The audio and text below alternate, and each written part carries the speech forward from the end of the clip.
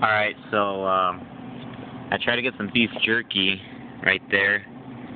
Fell and got stuck. Then I tried to get some height and go for the Doritos at the top.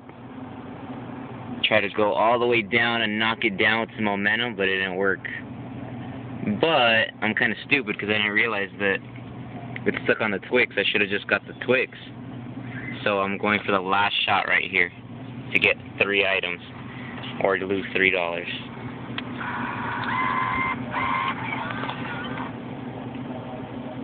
Let's see. It's E6, right? Yeah. E6.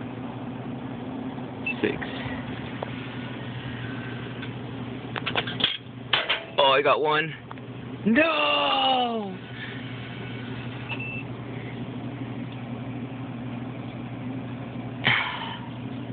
I only got the Twix.